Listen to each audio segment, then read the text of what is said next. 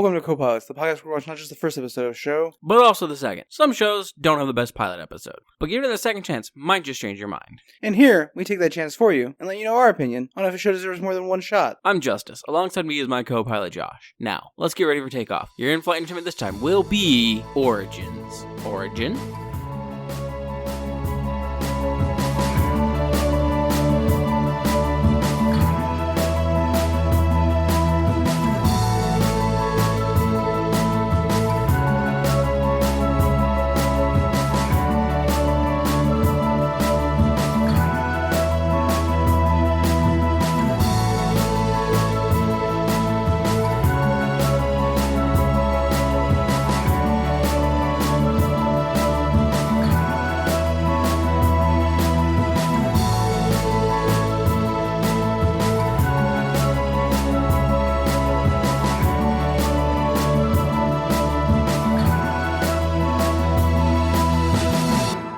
It's actually just Origin, singular. More importantly, this is the final episode in our trilogy of YouTube sci-fi episodes. Yeah.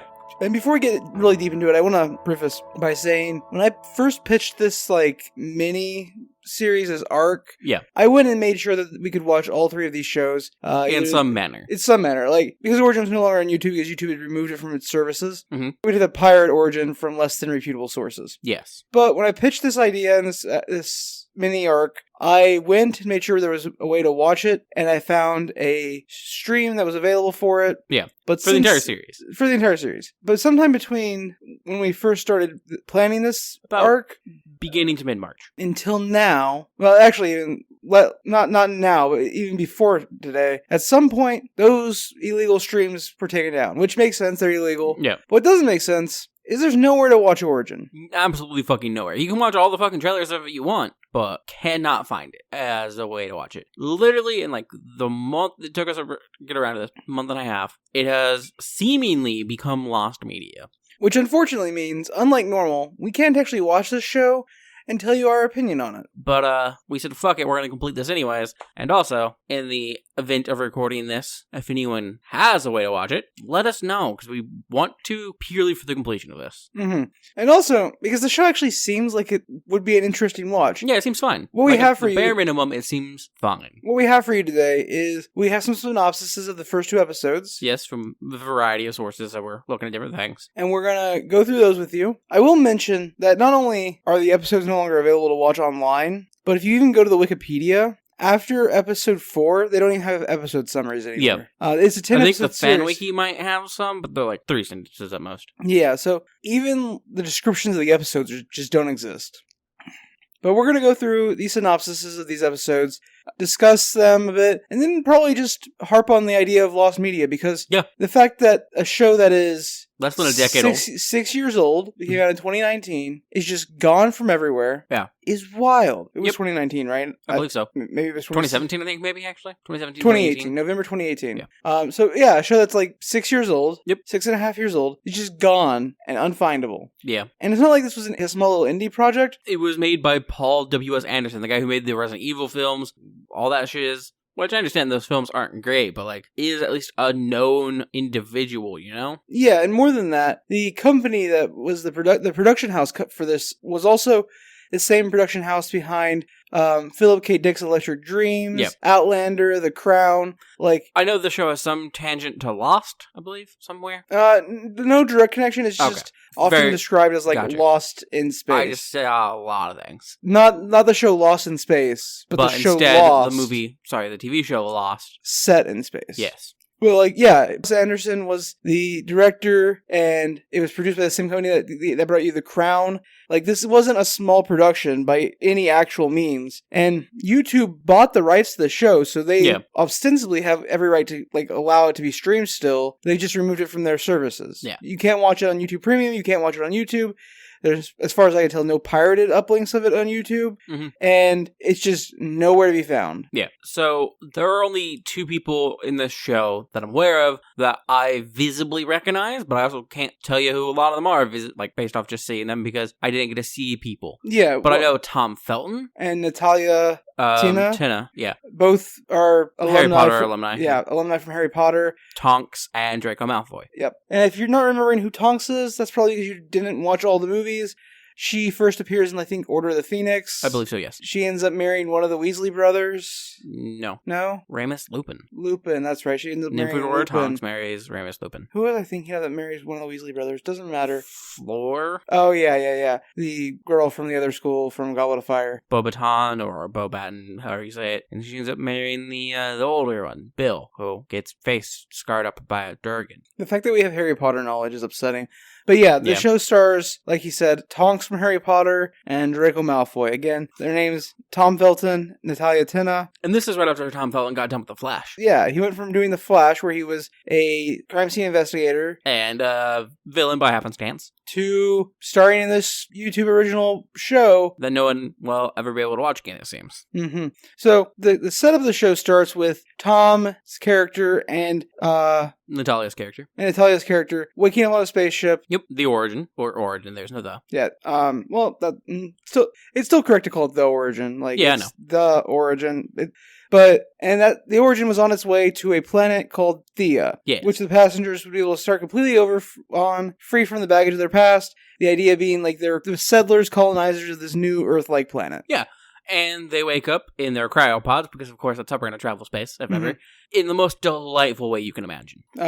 With a nice bebop-style song playing you awake, and birds singing, and... Drowning! Oh, drowning, yes, that was my next thing. That was the next thing I was going to say, drowning. So assumingly their cryopods have, like, a lot more moisture in them than I would expect, but whatever. And they start to... They seemingly apparently thaw out, I would assume, and then drown? Maybe the cryopod, like, actually freezes them solid in, like, a liquid? I mean, it's possible.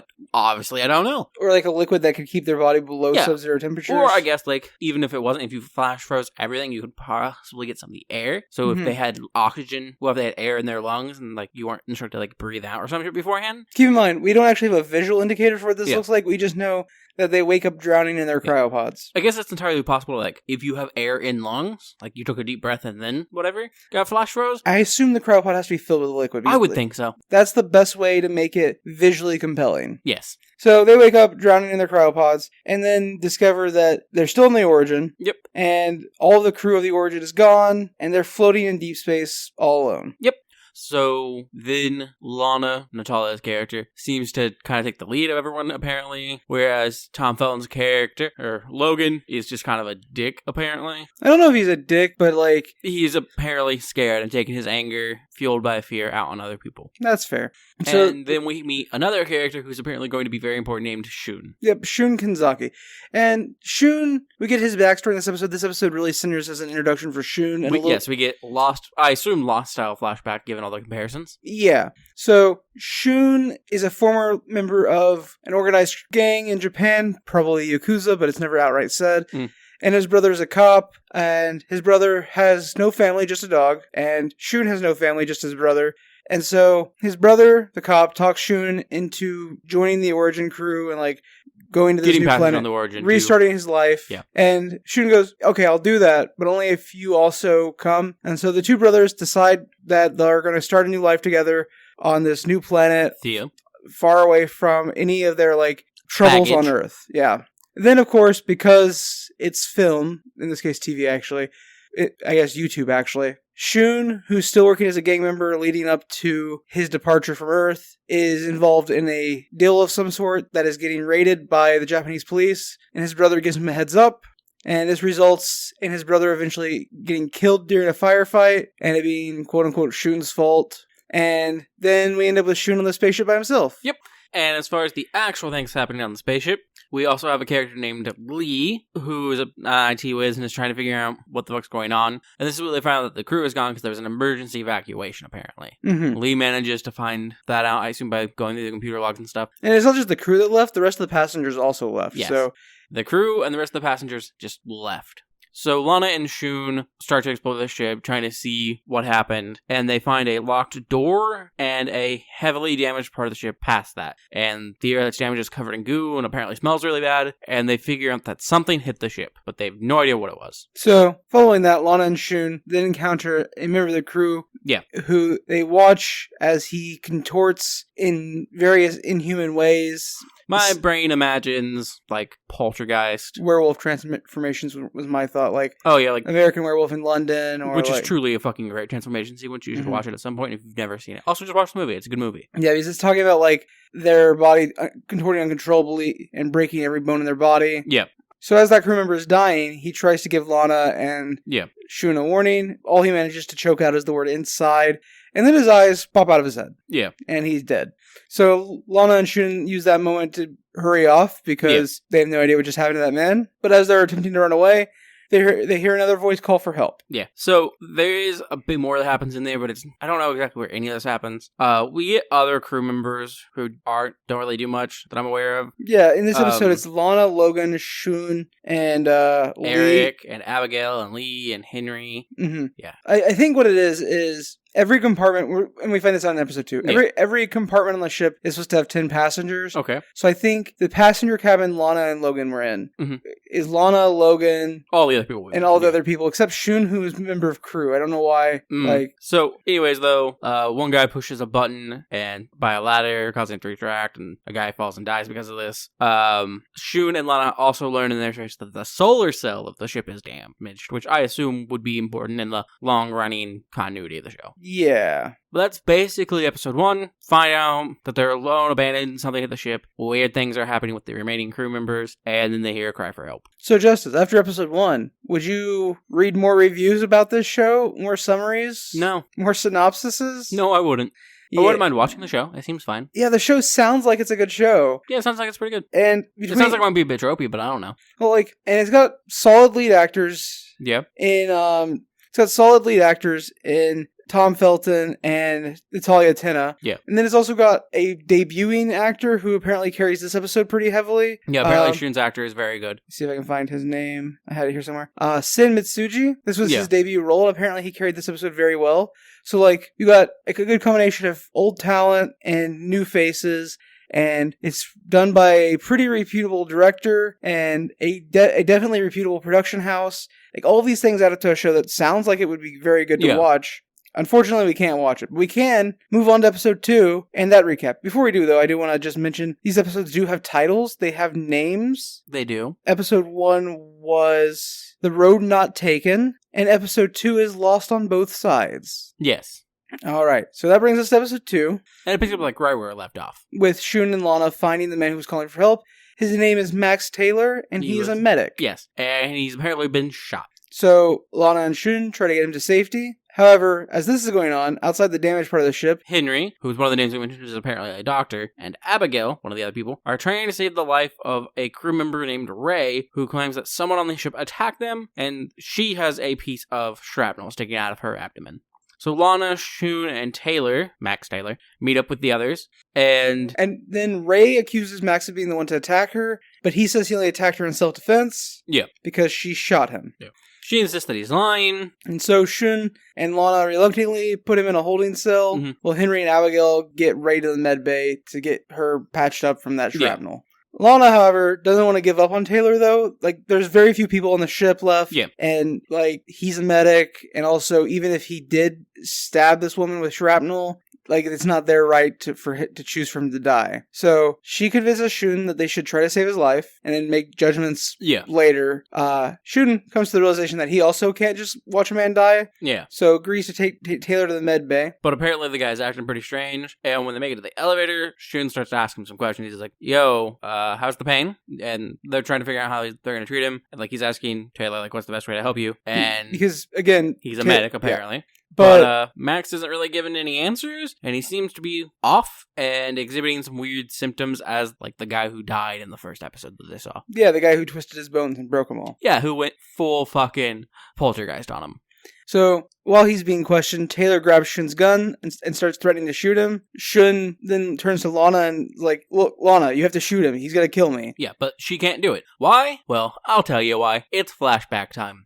So, Lana was a career soldier. She spent her entire adult life up to this point as a soldier. But then she was drummed out because of an injury. And so she shifted into private security. Yep. Where she became the head security agent for Senator Omar. Yeah. And his 10-year-old daughter, Ruby. And so Omar's wife had died previously, so Omar and Lana kind of started developing a relationship together. Mm-hmm. And because Ruby's mother had died, Ruby didn't have a mom figure. Ruby didn't have a mom figure in her life. Lana starts to kind of take on that role. And then the night that Lana and Omar stepped past the boundary of employer-employee and began a sexual relationship, Omar is attacked by armed men. He's shot, and Lana's partner takes care of him while Lana goes to check on Ruby, but she can't find her. And then is ambushed by one of the assailants. A fist fight ensues. And then, while she's on the ground and her assailant's standing over her, she manages to draw her gun and start shooting. And she shoots just in a bunch of different directions, apparently. Well, she just empties the gun at the guy. But the guy is standing in front of the wardrobe.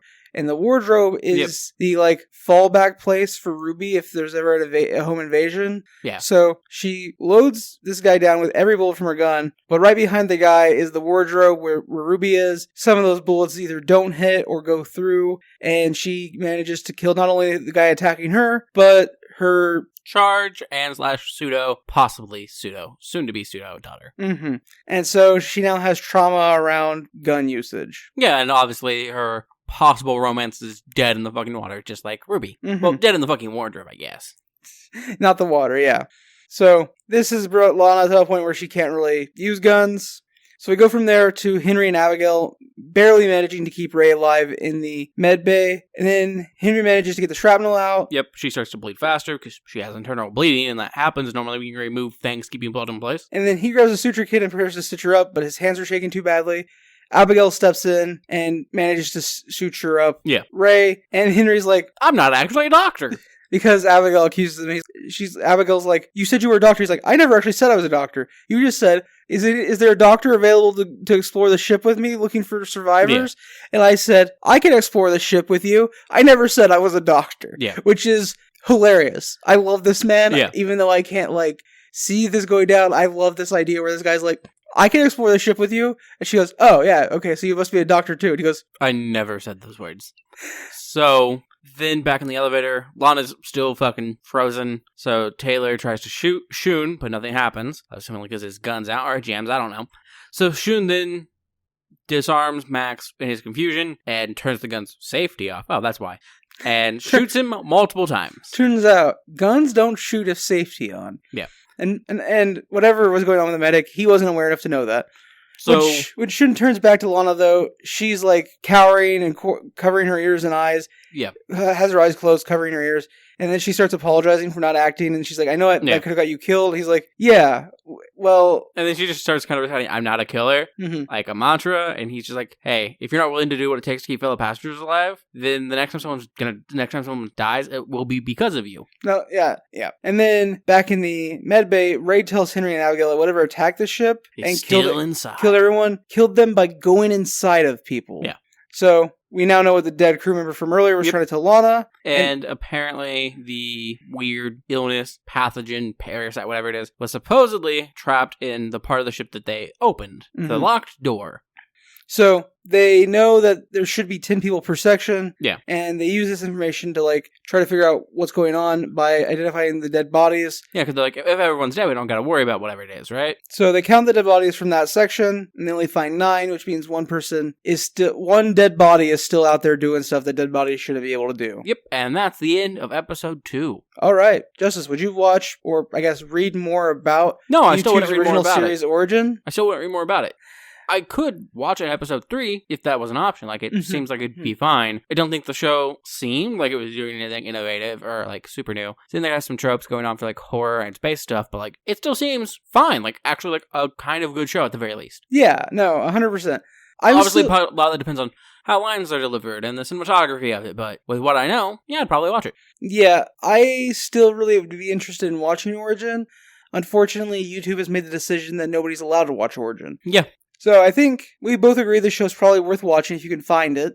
And it does bring us to an interesting point around YouTube itself, though. Yeah. In that, while the show was airing, after the show was canceled, YouTube said in multiple press statements that they weren't cutting back on their scripted premium programming. Yeah, I guess what YouTube did. Which feels decidedly like a lie, because again, this is the last sci-fi large-scale production they did. They had no sci-fi shows after this. Yeah. And their scripted content basically stopped being a thing after this as well. Yep. So, YouTube was obviously lying. Yeah. But also, at some point during their decision to stop doing the scripted programming, they started selling off rights to shows. Yes. And then also started, burying shows, I guess? Yeah. An example of selling off rights, as we talked about before, Cobra Kai. They sold that to Netflix. And that went super well for Or Netflix. Step Up High Water, which is an HBO show, a Max show now, I think? Yeah. Or a Showtime show. Which was based off the Step Up movies. Mm-hmm. Mm-hmm. And both of those sold and managed to be completed by other studios. I think Cobra Kai got so popular it's getting a spin-off movie now. Yes. They sold Wayne to Prime, where it didn't do well because Prime also didn't advertise it. But yeah, so they were selling off a bunch of their rights for shows. And I guess maybe Origin was in discussion to be sold off, so they removed it. Yeah, its channel exists, but it's all privatized. Or maybe they did sell it, and whoever bought the rights to stream it just never bothered putting it up to stream. But this brings me to why physical media is so important in this day and age. Yeah. Last weekend, as you will know, listeners, Chris was down. He hung out. We recorded it in the cockpit. But while he was here, he also convinced me to buy this box set of Doctor Who that was at Walmart when we were grocery shopping. And it's every episode from Eccleston's run up through Capaldi's with all the specials as well. Yeah. And I was hesitant at first, but the reason I ended up buying it was strictly because what if that goes off streaming? Yeah. I love Doctor Who. It's probably one of my favorite shows ever. It's probably my favorite show ever, actually. Probably at some point during Capaldi's run, upsurfed my love for Being Human. Yeah. Which you also don't have all of it in physical media form, because they didn't make all of it in physical media form. Mm-hmm. And that being the case, I want to be able to watch those episodes when I want to watch them. Or if I want to show new people or my friends who don't watch Doctor Who, I want to be able to show them specific episodes. I want to be able to have that. Yeah. And currently, you can access it on the BBC's website. And if you pay at certain tiers, you can stream it on other websites as well. Yep. But the only thing that's making that true is BBC. Mm-hmm. And if BBC as a company decides, hey, we're not going to do that anymore, then it's gone. Yep. And it's gone, just like Origin. Just because YouTube decided, no, vanished. Yep. And it's not like YouTube or whoever actually owns the rights to Origin now are making any money off of it. Yeah, but they are still pursuing links of it. Yeah. And shutting down illegal streams, as demonstrated by the fact that the stream we initially found. Which means they're just spending money on it so they can say they own it and it's theirs. Just by doing nothing with it. Which is fucking ridiculous. It's such an insane idea. And obviously YouTube, I'm assuming it's YouTube that still owns the rights. I could be wrong. Yeah. But obviously, YouTube isn't the only one doing this. HBO does it a fuck ton. We all know that. HBO also loves to write off shows after making them, or movies after making them, purely for tax reasons. There's that Looney Tune movie. The Batwoman movie. Yeah, and sorry, not the Looney Tune movie, the Acme movie. Yes. There's the Acme movie, the Batwoman movie. These are things that were fully made and ready for public consumption, and then scrapped so nobody can ever see them because of tax write-offs. Yep. And those are lost media, the same in a similar way to Origin, but not the same way. Yeah. Similar to more closely related to Origin would be something like Gravity Train. Infinity Train. Would be something like Infinity Train. Yeah. Which only exists online as something we can find easily because one of the creators went, fuck it, I made it. Yeah. And released it online. Yep. And that's why we have access to that. But there are other shows that have just been pulled, and there's nowhere to watch them. Yeah, I mean, for an example, luckily this one's been resolved to a degree. 28 days later, 28 weeks later, and all that. Yeah, they were lost media for a really long time. Yeah. Not available on any streaming sites, not in production for discs. And they've recently just been found, and are getting a new release, which is cool. I don't even know if it was found so much as legal rights. Yeah. But it's getting released again, which is neat. Mm-hmm. But the fact that can occur is fucking ridiculous. We live in an era where we grew up with the idea that anything you post on the internet will be there forever. Yeah. And in some ways that's very true. Scrubbing something from the internet, incredibly hard. On the flip side though, it's not being scrubbed from the internet, but people just aren't keeping it alive. Yeah. It can just disappear. Mm-hmm. Like Origin. Yeah, if no one's keeping an eye on it, or trying to access it, it's just going to disappear. And Origin, as much as like we can't tell you exactly how good the show is because we haven't seen it, all we have are the reviews and synopses to go off of. What I can tell you is people that have watched Origin widely claim that it's one of the best sci-fi shows they've ever seen. Yeah. And multiple people going as far as to say it's as good as or better than The Expanse, which is my bar for like best science fiction to television. Feels like a fucking wild claim, but okay. So if this show is on par with Lost, one of the like classic TV shows that one of like the great classics, right? Yeah. Other than the ending, people loved Lost. And I think a lot of people loved the ending, but controversy. Yeah. If people are comparing it to Lost and shows like The Expanse, this is a show that's probably worth watching. Like, even outside of our review, that probably makes the show worth watching. Mm-hmm. But you can't. Yeah. It just doesn't exist. And even and also on a different note as well, when shows and things like these are pulled or canned for tax reasons, a lot of people involved in film production of any sort make their money, the bulk of it, off of residuals. Yeah. And guess what happens when people can't watch your thing anymore? You don't get residuals. And yes, streaming residuals are shit. They're absolutely fucking horrible. But it's still something. And companies are literally just saying, no. Yeah, sure, you're supposed to be paid for this and we're supposed to provide it to people, but we're just not going to do that. Mm-hmm. Because in some cases, it seems they just don't fucking feel like it. Or they can make more money by fucking you over. I don't think we have a lot more to say on it. We've talked about Lost Media before, but it's just insane to me that something that's like 6 years old could just be gone from the internet so suddenly. Especially when it was on YouTube. Yeah. Which I know YouTube is just a branch of Google now, essentially. It's part of Alphabet. And it is just a giant corporate structure, behemoth. But there was a time when it felt like if anything ended up on YouTube, it just stayed there. It would stay there. Like you can find fucking videos from 2007 when YouTube was fucking starting. Well, even if like the original upload of it got taken down, there was another. It would be somewhere on YouTube. Yeah. And we're not in that era anymore. No. It's just weird. But it's bad. I guess thanks for flying with us. And if you want to get in contact with us, myriad of ways to do so. It's easier to contact us than it is to watch Origin. Until we pull the entire podcast and it becomes Lost Media. Not for any reason, just because we can. But if you want to contact us, you can do that by emailing us at copilotsreview@gmail.com. Or you can find us on Blue Sky as well as our Discord on Blue Sky at Copilots Review. You can also find us on our Discord, and you can find a link to that by going to our website, copilotsreview.simplecast.com, which has a link to the Discord, Patreon, our Blue Sky, our YouTube, and our email. But we want to thank you for flying with us. We apologize for this wild fucking episode. Just fucking weird. But please, fly again soon.